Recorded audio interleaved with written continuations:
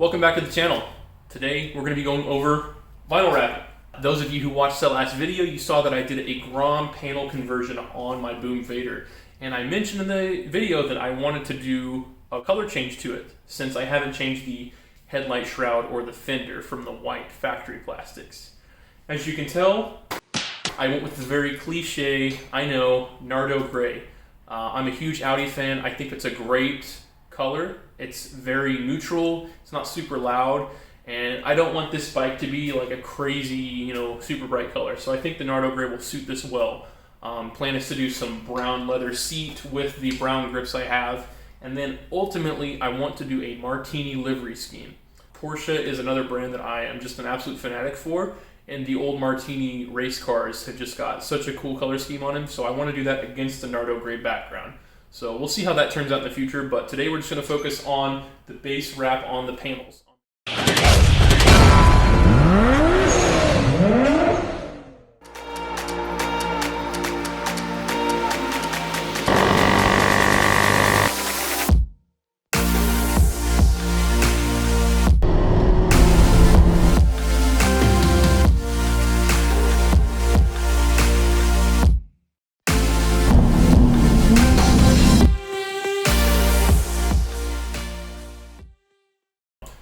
Tools I'm going to be using.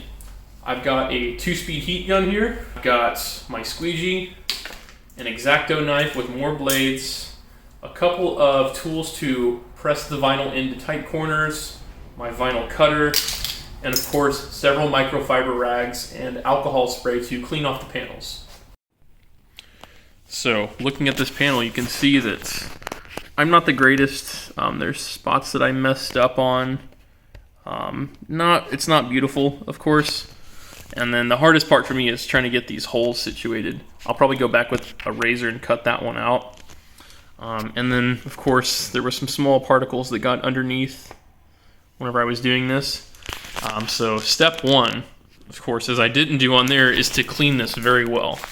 Now, what I've done here is I used a little bit of adhesive remover and took off the OEM Honda wings. You can kind of see the outline there. Taking that off is going to really make this look a lot more solid, because that fine decal, even as thin as it is, will imprint through the vinyl pretty strongly, and you'll be able to see that shape, and we don't want that. So first thing I'm going to do is go ahead and clean this panel off and get it dust-free and free of contaminants, and then we'll get into the wrapping process. So when I'm cleaning these panels off, I'm going to use what's known as IPA in the detailing world, or isopropyl alcohol. This is a 50% diluted mix, just with distilled water and isopropyl alcohol. I'll spray it on, and then take a clean microfiber and just wipe this stuff down.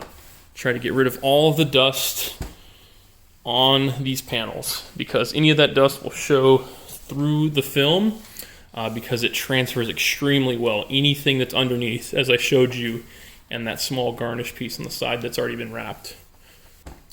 I'll even get underneath the corners here, since that's where the wrap is going to get placed eventually, and tucked under there, and we want it to stick very well to that part so it doesn't pull away from the panel. Alright, so that's nice and clean. Let's get into cutting and placing this initial vinyl piece. So with my technique, I'm not the best at this, and what's recommended is to use a soap and water mix. So ignore, the bottle, even though this is a great product, by the way. Use a mixture of dish soap and some water to give you some lubrication, so when you're placing your vinyl on the panel, you can adjust it and manipulate it more, instead of just going on dry, which will stick immediately and you have to stick and peel, and it becomes a more labor-intensive process. This will be a little bit easier, albeit a longer process waiting for it to dry. So when I'm placing this on to figure out what size I want to cut, I'm just going to go, about an inch or two past the corner, and from the top, stretch it over, and then make my initial mark there. All right. And then on this side, I'm going to figure out how far over it needs to be, and then cut down that way as well.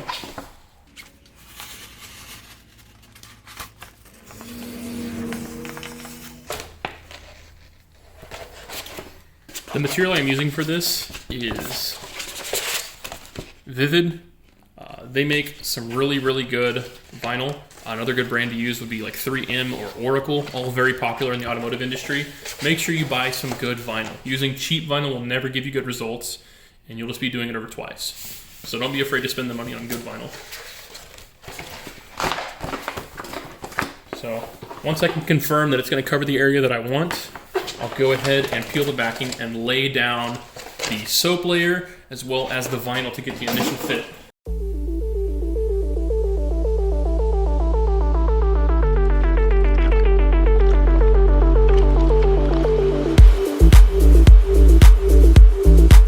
What I'm going to do now is apply some heat and squeegee out all the bubbles and shape this thing to the panel.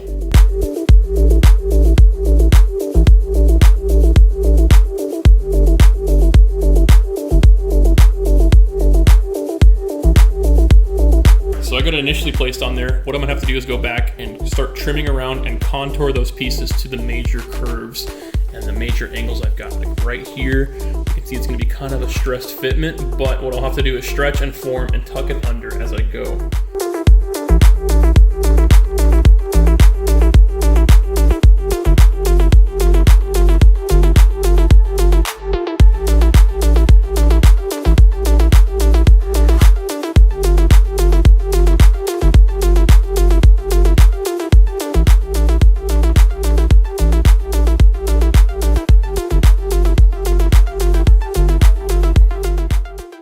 See this starting to take shape. Where I'm going to struggle with is right here. I've never been good at these like indentions, trying to get the material to stretch and stay.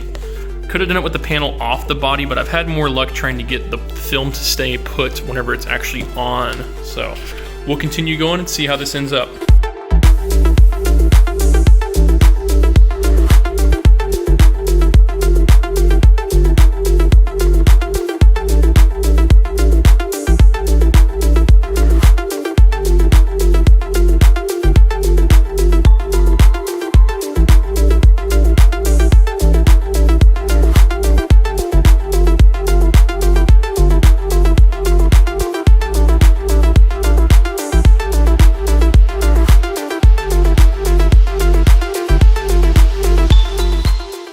Time to try to get these corners all situated. You're gonna use a lot of heat for this to kind of smooth out the wrinkles and then stretch the fabric as well. Heat is the most important part of this. And what I like to do is tuck it underneath there so I can heat it back up and it'll lock it in place.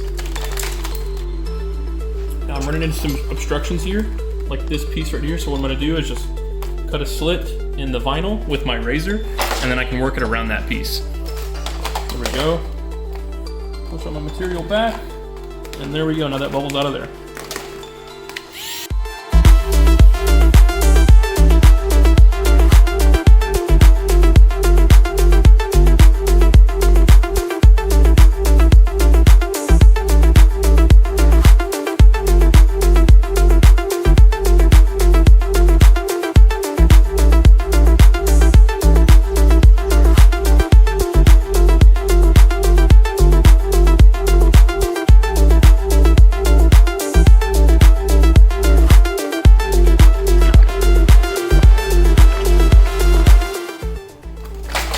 And that's where I messed up. See that? I pulled too hard and I tore the vinyl. Maybe I can save this if I strip some of the material out from back here. Yep, unfortunately, I've stretched it too thin now, so I'm gonna have to start over. That's awesome. That really sucks, man, because the rest of this is looking super nice. But that is just how it goes with this material. It's very trying. Definitely not for the faint-hearted. So I'll be back here in a little bit with the finished piece and show you all where I ended up at. All right, so here's our completed part. If I had any advice to give you, it would be to use a lot more material than you think you need. The material is sometimes pretty forgiving and other times not very forgiving. I had a major issue down here where a small hole turned into an actual tear, and it tore right to the edge of the panel. Now, fortunately, this gets tucked underneath other parts, so I don't think it will be much of an issue, but I'm worried that heat in the future could pull that away from the panel. Now, I checked it a couple times with the heat gun to reform the material back to its original shape, and it didn't pull away, so I think I'll be okay. If you remember me talking in the video, this stuff can only shrink up so much. It only shrinks up to its original shape. So that's why it's important when you're sealing your edges to heat it up first to get it back to its original shape, then lay it and press it down. That will allow you to ensure that it won't pull away from the material anymore. So I've got a few more parts to do on the bike. I've got to do a tailpiece here, and then I've also got to do the side panel that's underneath the Grom logo, and then we're going to work on the headlight and the front fender, which are going to be extremely tricky. Not really confident in my ability, especially on the headlight. It's got a lot of contours to it. You can kind of see what I'm talking about here. This thing has just got some crazy shapes, and I really don't know if I can do this, but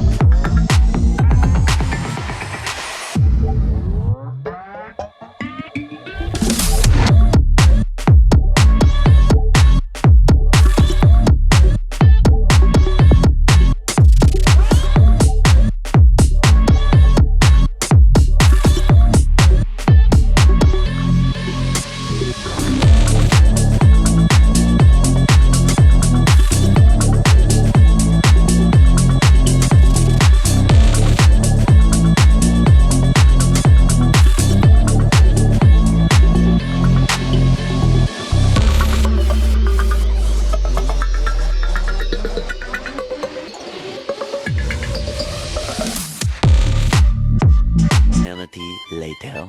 I'm finally done. This took way too long. I had to film it over a couple different days, and to save you all the trouble of watching me do this entire process for every single panel, I went ahead and cut it short. I showed y'all quite a bit, but now let's go ahead and check out the bike.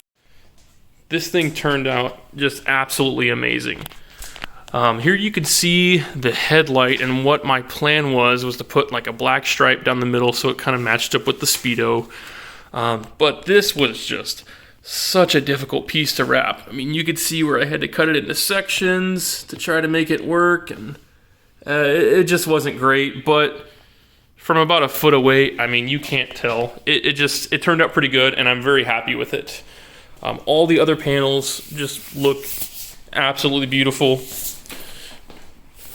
No issues here. Everything turned out so nice. So I'm really happy with how this looks. I chose to leave off the fender for now. I've got an OEM Honda fender. I'm still debating on if I want to wrap it or not and put it on there. But this is looking really good so far.